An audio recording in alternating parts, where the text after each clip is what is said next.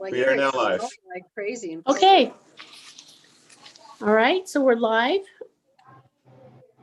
Yes. How come I don't see Marty and I just videoed myself. there? Okay. Oh, and there's Nicole. Hi, Nicole. Hi. Hi. Okay, this is the Personnel Commission meeting, and today is Tuesday, the 26th of January. Happy New Year, everybody. This is our first meeting of the year, and as authorized by the Governor's Emergency Executive Order issued on March 12th in 2020, the Ukiah Unified School District Personnel Commission will conduct its meetings via voice conference or video conference, telecommunication until further notice. This meeting will be streamed live on the UUSD YouTube channel. So we are currently now in open session, and I would ask our director to take roll call, please. Okay, Kathy James, Here. Susan Scher, Here. Martha Giacomini. Martha is going to be a little late to the meeting. Martha If she makes it. as quickly as she can. Right. Okay. Right, we've got roll call. Pledge of Allegiance. Nicole, would you like to lead it, please? Sure. There's our lovely flag. Ready, begin. I pledge I allegiance pledge allegiance to the flag of the United of States the United States of America, to the republic for which it stands, one one nation, under under God, God, indivisible, indivisible, with liberty and justice for all. Awesome, thank you.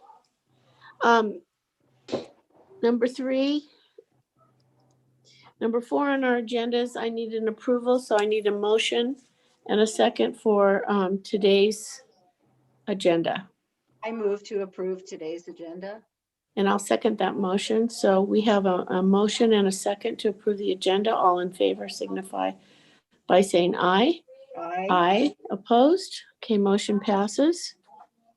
Number 5 on our agenda is the organization updates. These are 3 to 5 minutes per person, and this is an opportunity for the Personnel Commission, district admin, or CSEA to make a brief announcement report on his or her own activities or to ask questions. Do we have any notices for that?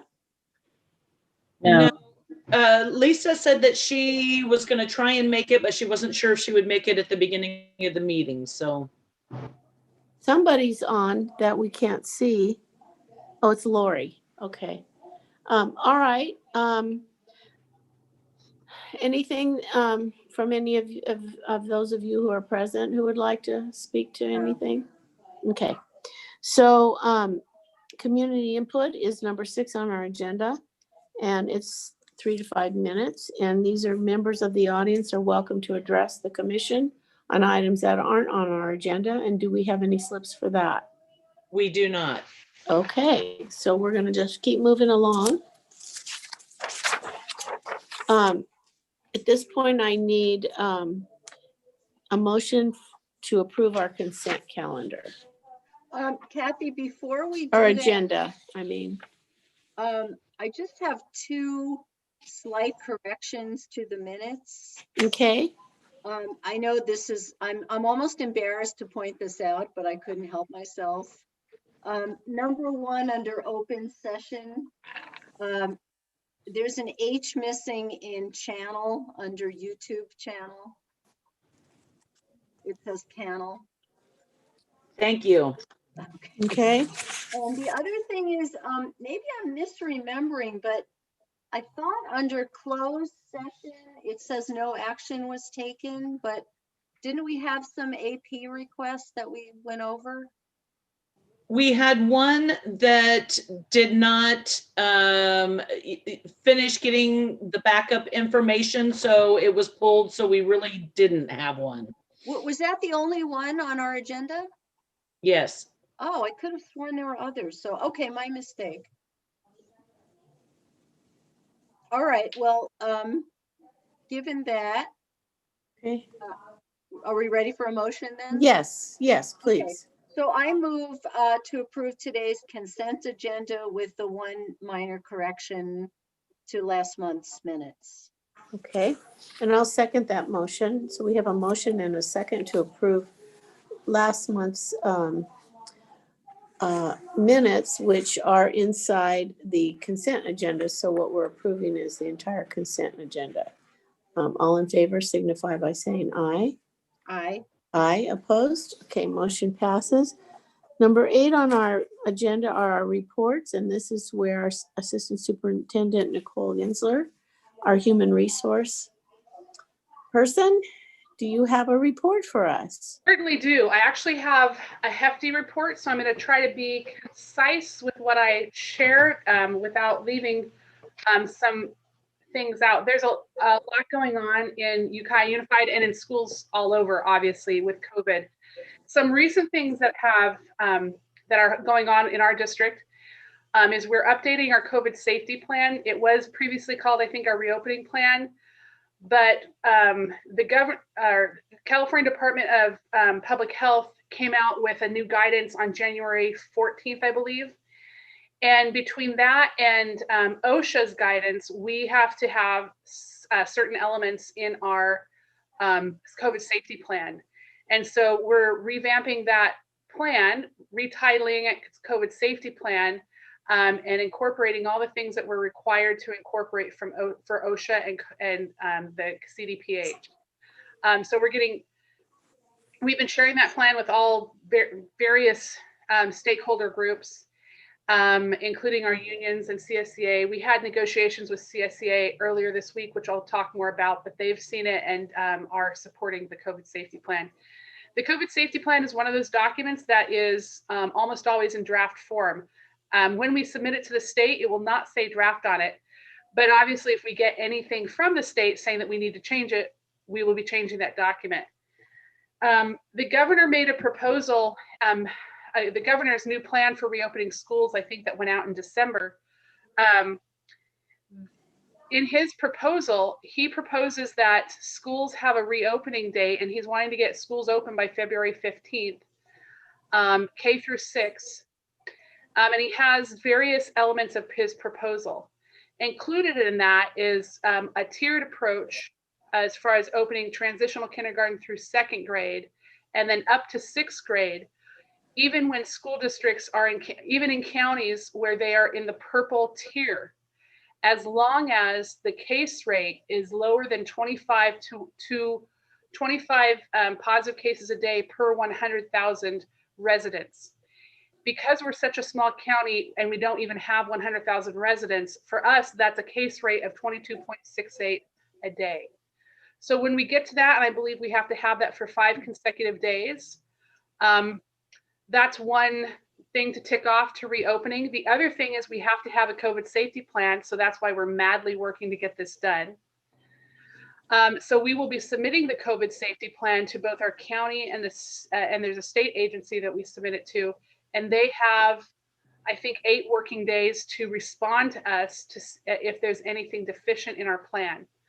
I'm going to be shocked if there's anything lacking in our plan, because we've had many people spending many hours on it to make sure that it's thorough. Another part of the governor's plan, though, is that, plan is still plan, it's not approved.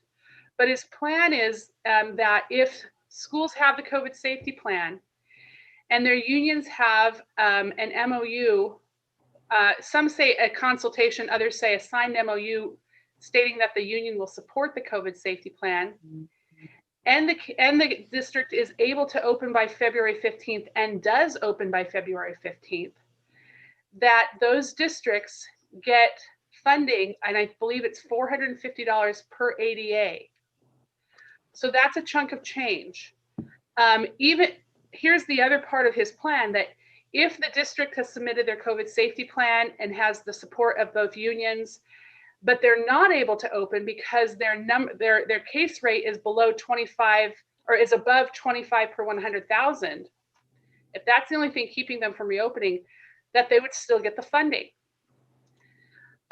Then there's a next tier where there's a decreased amount of funding that if you can't have that all in place. Oh, and then the other part of that is, sorry, I don't mean to jump around here.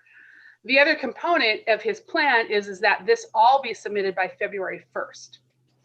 The COVID safety plan, the support of the unions. So that's why we're working madly to get this done. Now, his plan is still in the legislature, and it's anticipated that it will be changed. And not everyone's reaction to it has been positive. So we don't know exactly what will happen with his reopening plan, but we want to be poised and ready to receive the funds if that is granted. We are really wanting to make sure we can open as soon as we can. We had a very brief window of like half a day in November where we probably could have opened, but then our numbers changed and we were no longer able to open. So we do not want to miss another window. We want to get in on that window, because once you're opened, even if you have to close again, you have more latitude in when you can reopen. Whereas until you open, you have to wait until a certain amount of time passes in the certain tier. So it gets more complex. The other part of the governor's plan is that, and actually this is not the governor's, is this the governor's plan? I'm sorry, there are so many plans out there, I'm getting confused. But the other part of this plan is that secondary can reopen when the in the red tier after 5 days of being in the red tier. So secondary, we have more time, but we are on track, we believe, to open in February, sometime in February, if we can check all these boxes. And so we're really, really pushing to do that. This COVID safety plan is a big step in that direction. An interesting thing is, though, that all the requirements that we are required to have in the COVID safety plan, and again, that includes OSHA and the CDPH, those are guidelines that are given to us, supposing that the staff is not vaccinated. At this point, we have a good portion of our staff having received the first dose of the vaccine. So that doesn't change our plan. There's not like a separate plan you can do if you've got a lot of people vaccinated, because most districts do not have most of their employees vaccinated. So we're in a very unique position. But this is, I just bring it up because we have an added layer of safety in our reopening plan, and that plan is developed as if we did not have vaccines. So the other part of the governor's plan, and it's also described in the California Department of Public Health, their guidance, is a much higher level of testing for students and staff. So we're working to get testing going. This week we started surveillance testing of our staff, and those are tests that go home, and the staff can self-administer the kit, they put it back in and they mail it, or they can bring it to the site office to mail back. The governor's plan requires much more frequent testing, depending on where you are in the tiers, in some cases a weekly testing. So that's a lot of testing. It's still optional. And for children under 13, you have to have parent permission. So there's a lot of logistics to work out. We're hoping that the funding comes through for this because it's also a big price tag to purchase all those tests. But we're moving forward, purchasing the tests, getting everything lined up so that we are ready. Even if this funding doesn't all come through, we know that the testing of staff and students is a very important part of having a safe reopening. So we're moving forward with that. The other thing that I think is I wanted to share out, and I know if Lisa were here, she'd also be sharing it with CSEA, is that, as I stated, the governor's plan requires the support of bargaining units. So we met last week with CSEA, went over the plan. They signed an MOU stating that they support the plan, but there are other things in that MOU that I wanted to share that I think are exciting, and I'm really hoping that the money comes through, because one thing that we also agreed to is a stipend for reopening, that CSEA members would be getting $1,000 stipend if this money comes through. So our board has really wanted to make sure that, well, basically, our people are working really hard, and we want to recognize that. And one of the things in the governor's plan is that this money could be spent on compensation. And so in our agreement with CSCA, what we have is if we get the funds, at least $2.4 million, that $1,000 stipend would go to employees.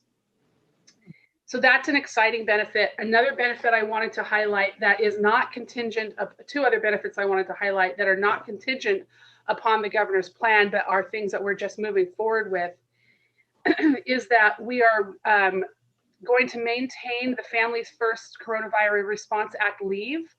That was additional leave given that expired December 30th.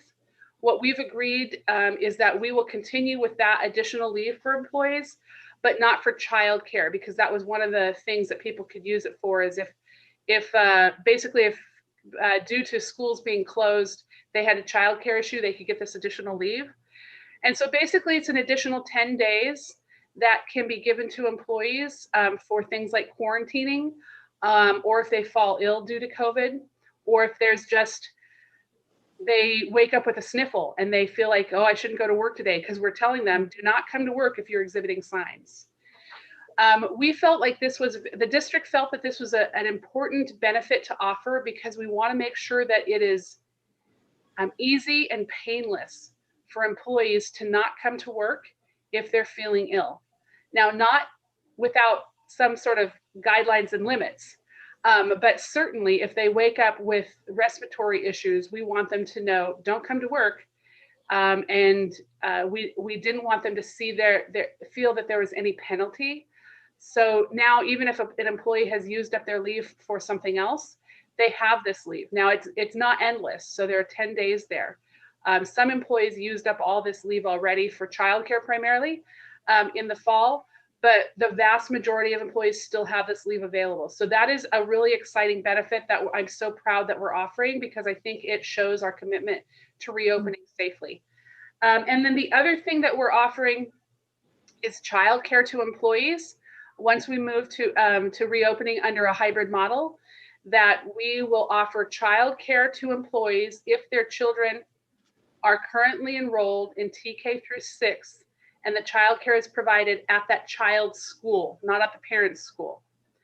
And so it's more like considering like what we have now as a technology hub or an after-school kind of program, where they're at their school in a small group with some supervision.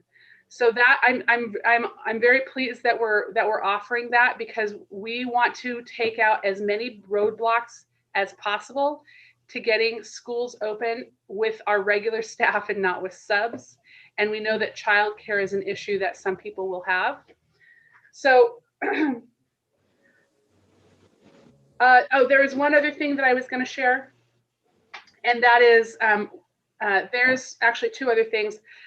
With COVID reporting, now that kind of government has caught up with how this pandemic unfolds, there's all these guidelines and requirements of employers when there's a positive COVID case. And of course, as we are made aware of the guidelines, we jump on board and we do the guidelines. They're piling up, I will say.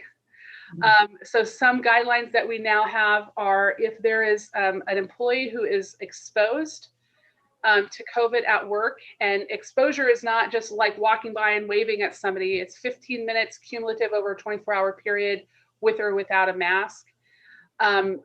So if somebody is possibly exposed, we have to inform that person that they were possibly exposed, and we have to inform them of what leave would be available to them if they become ill.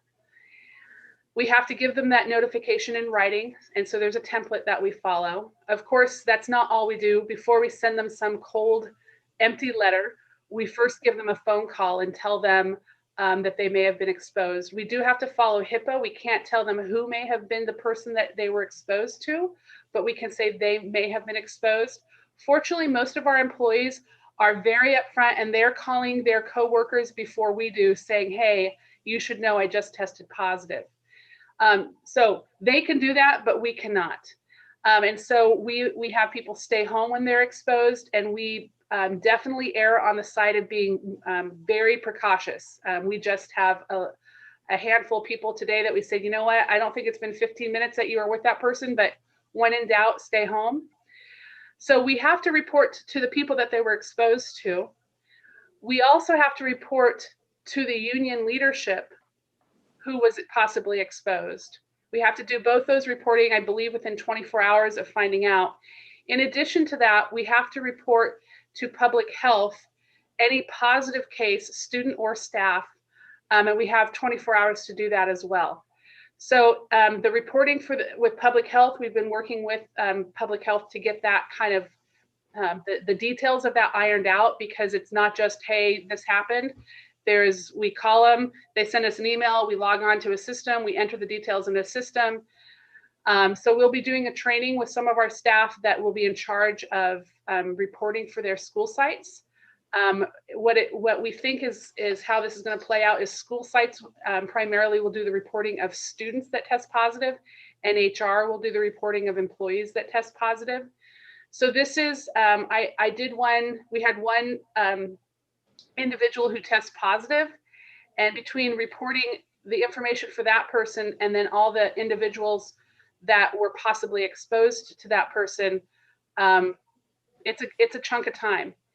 So I cannot wait for COVID to be in the distant past, but if this is what it takes to reopen, we are more than happy to do it.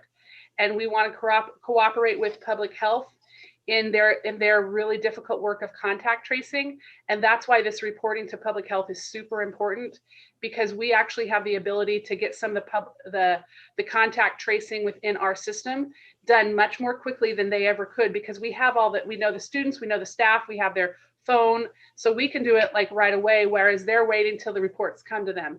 So I understand why it's set up to be this way. And while it is extra work, of course, this is kind of the part that we play in being a public agency during a time when the public is in crisis. And then the other thing I want to close with is more positive, and that is the excellent work that has been done in our county to get vaccinations to educators. It's going to make a massive difference in our ability to safely reopen and have people feel safe and be safe. And I think from what I can tell, and I've been in multiple statewide meetings now discussing COVID, discussing vaccinations, we are weeks, if not months, ahead of many other counties. And so I really want to give props to our superintendent and to Mendocino County Office of Education. The city of Ukiah has been outstanding helping us get these vaccines. And of course, the county of Mendocino has been also trying to make sure that we keep educators as a priority, because right now what they're doing is they're trying to make sure that those people that were not able to get the vaccine when we offered 2 clinics about 2 weeks ago, that we can go back and get all those people, and not just for Ukiah Unified, but for the rest of the county. So the county of Mendocino is trying to push to make sure that all of our educators that want the vaccine can get the vaccine. And they're trying to do that quickly, because it's our understanding that the state may be changing the way the tiers are structured so that it will be based on age rather than occupation. And so we're very proud of the work our county is doing, because I think it's going to make a big step in helping our kids get back in classrooms. So our district currently has over 75% of our overall staff have received the first dose of the vaccine at least. Some have received the second dose as well. So, and of those that want the vaccine, we're at about 92% of those that want it in our district have received it. So that's super exciting. And that's probably the longest report I've ever done since I've worked here. It was awesome. You always speak awesome. well, Nicole. You do. Awesome. Any questions? Thank you, Nicole, so much. That was really informative. I do have a bunch of questions, but I don't want to keep you so long. But one question is coming up foremost in my mind. I've read a lot about in the media about the importance of safe HVAC systems for clean air circulation. Yeah.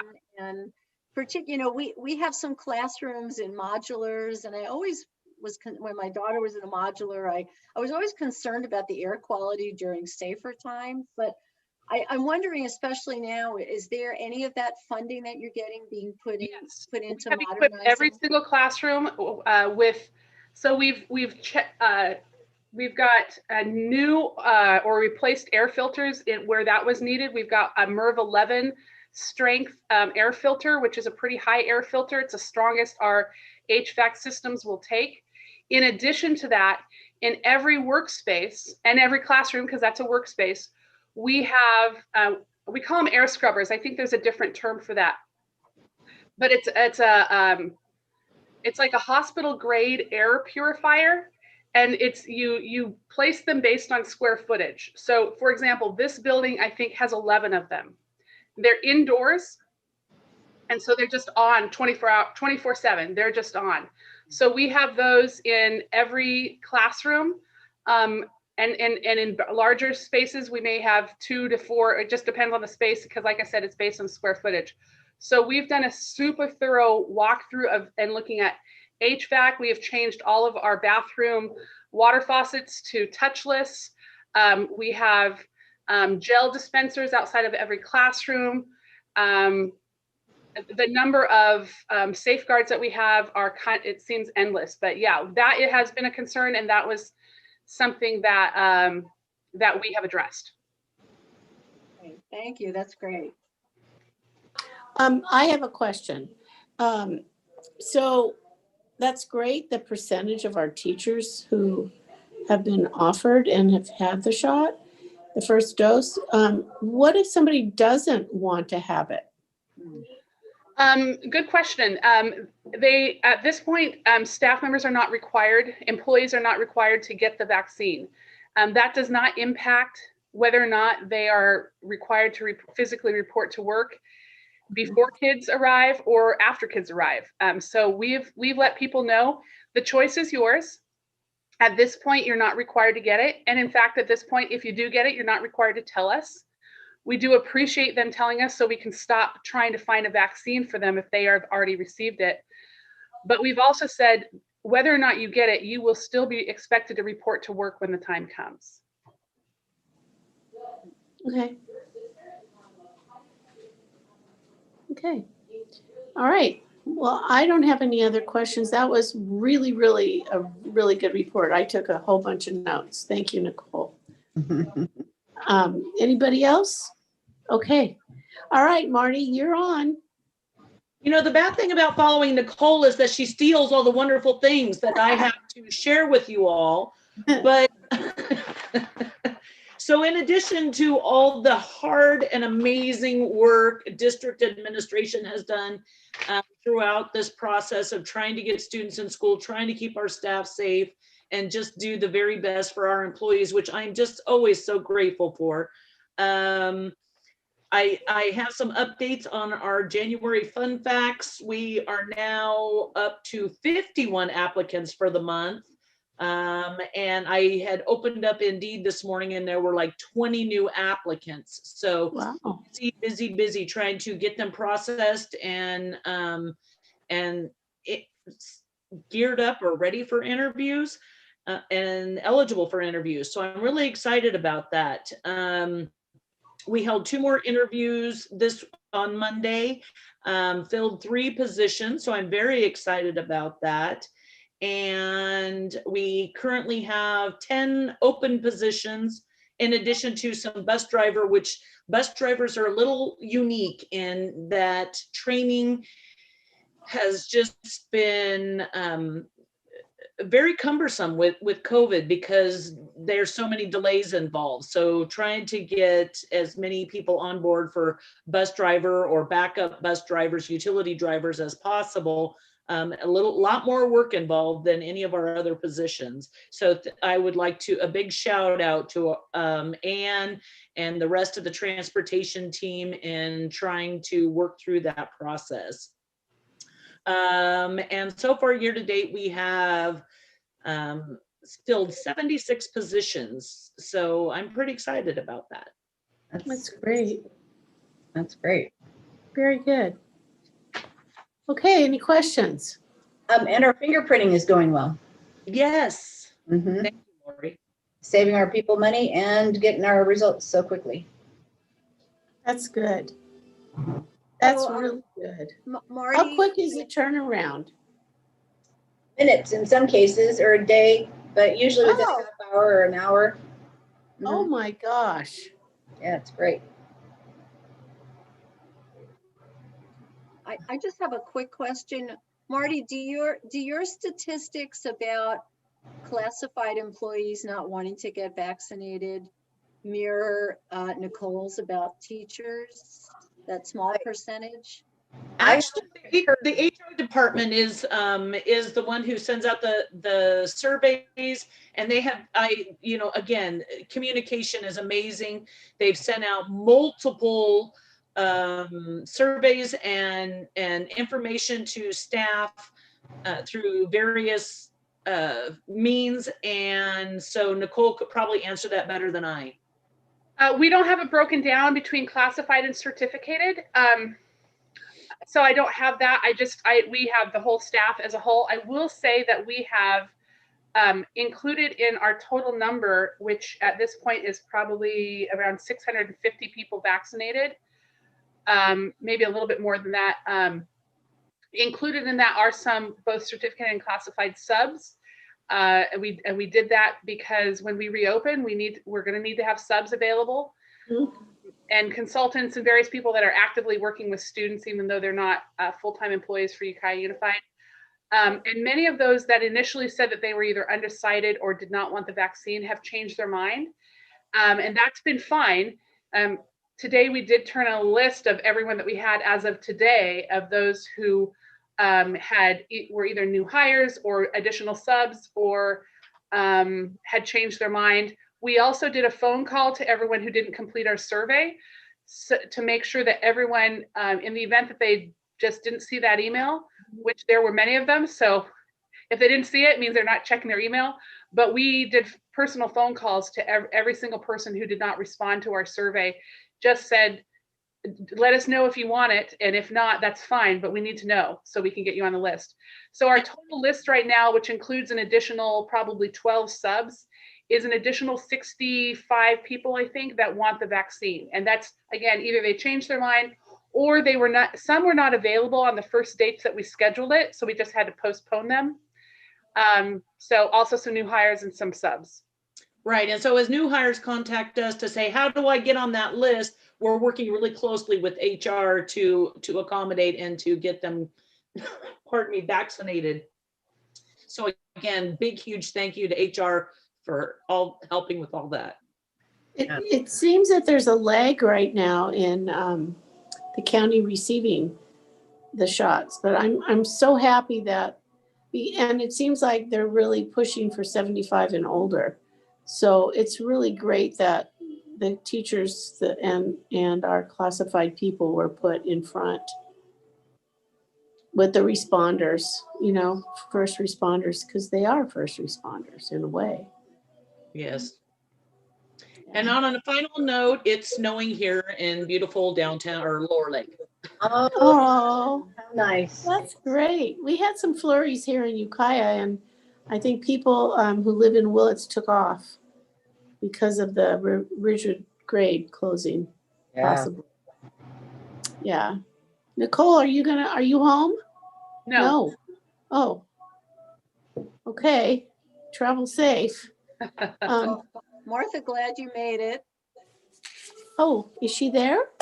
Yes. Well, she's muted, Oh, okay. but looks like she's there.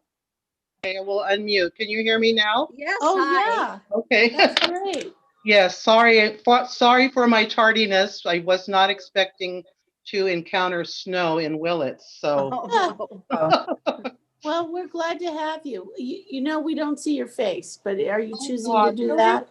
Okay, well, I'm not sure what's going on there. You Start just video. have to unmute your video, I guess, whatever they call that. Undo it.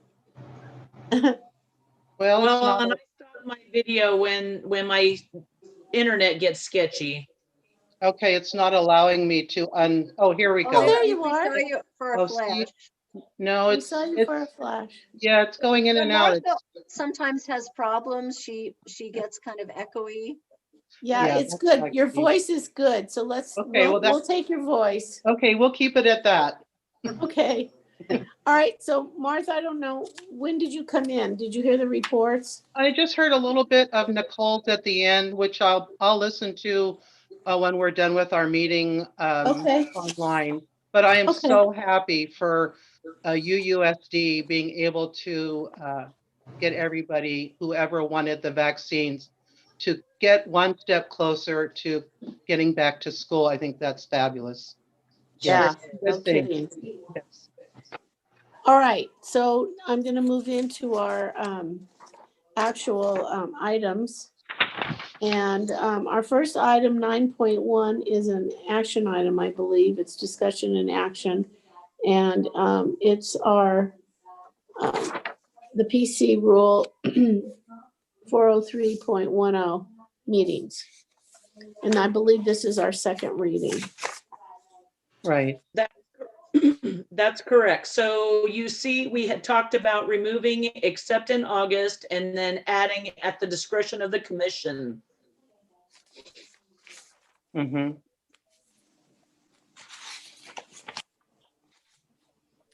Yep, fine with me. Looks good for me too. Yeah, I agree. Okay, so I need a motion and a second, please. Oh, go ahead, Martha. Okay, I'd like to make a motion to accept the adopted recommendation revisions to PC Rule 403.10. I second. Okay, I have a motion and a second to approve 403.10, the PC rule. All in favor signify by saying aye. I. Aye. Opposed? Okay, motion passes. Our next item is a discussion item. It's a first reading, and it's proposed changes to the PC Rule 410.2-1, order of proceedings. Correct. So this is another one of the PC rules that was reviewed by School and College Legal Services. Their recommended language regarding the exhaustion of leave is secondary to a lack of work or funds in as far as prioritization of filling vacancies.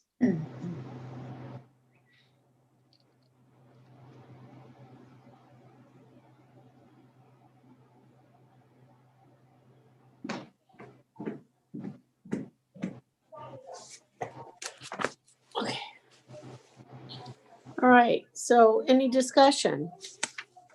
Well, when you say reemployment list, is that the list that would, this is a separate list from a hiring list, a regular hiring list?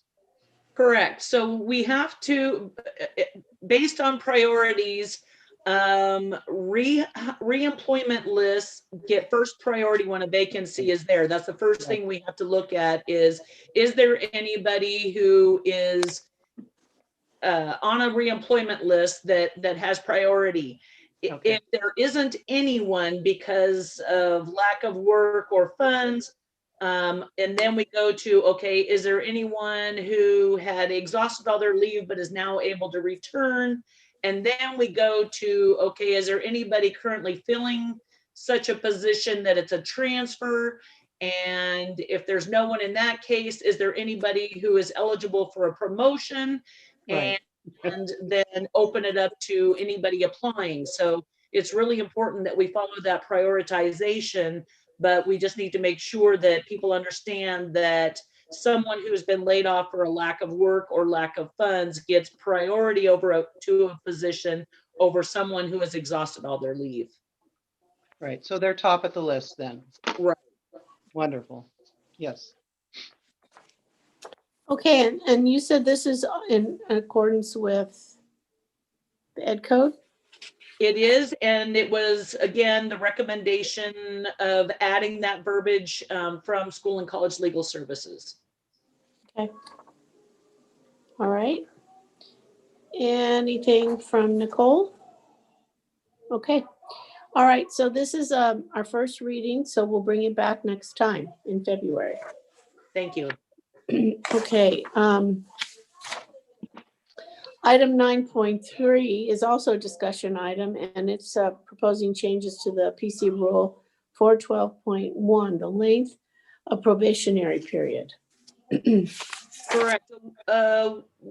Fairly recently, the laws changed as far as the length of probationary service for administrative or management positions. And our language included supervisory. School and college legal says that is not correct, so we needed to remove that portion. And in addition, there was some language under credit towards completion of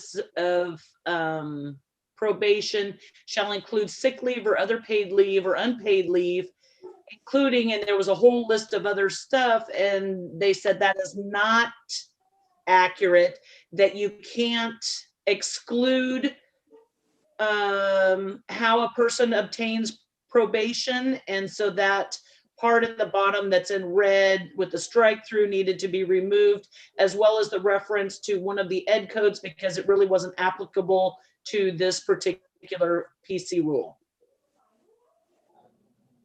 So the only one that stays in is the sick leave? That's correct. So sick leave or other paid leave. Yeah. Okay. So Marty, when I read this, I took it to that strike through to indicate that seemed like redundant language to me, that it's in the first sentence that it's shall not include sick leave or other paid or unpaid leave. And then so to go on and list every possible paid or unpaid leave seemed redundant. So I thought I took that to be what was happening here, just making it more concise language, right? Yes.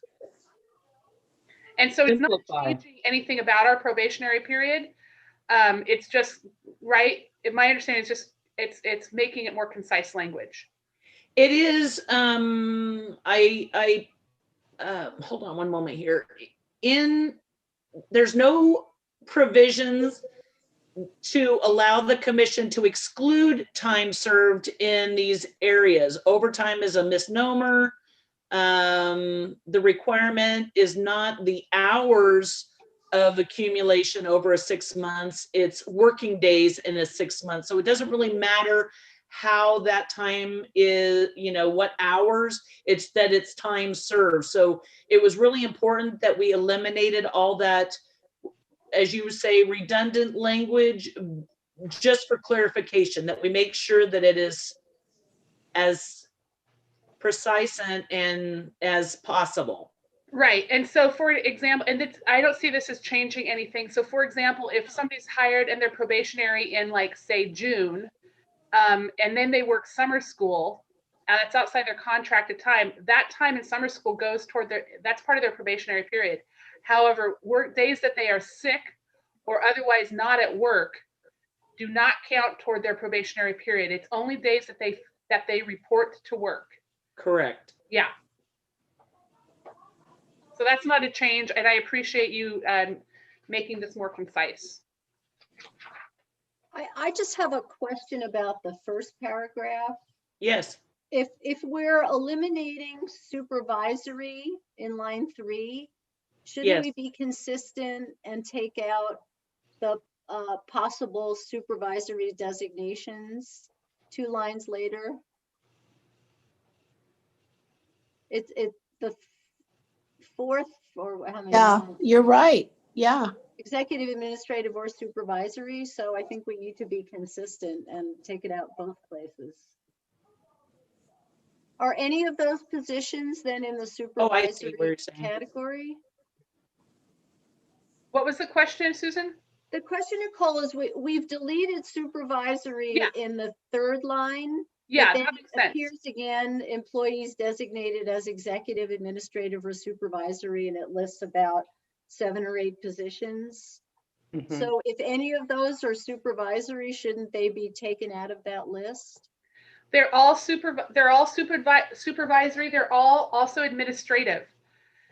So I see what you're saying about taking out if school and college is recommending that we take out supervisory, I think that that clarifies, because administrative also covers what we're intending to cover.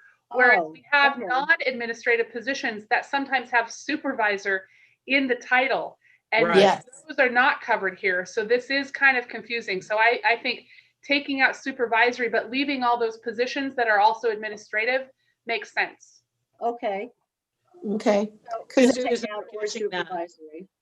yeah, and it says technology supervisor, so you're right, it is inside some of their title. But if they're covered by administrative, then that's all we need. Yeah. Okay, is that it? Are we clear on that one then? Yes. I think so. Okay. All right, so that takes care of our action and discussion items on this agenda and our open session items. Is there any forms for anybody who wants to speak before we go into closed session? No.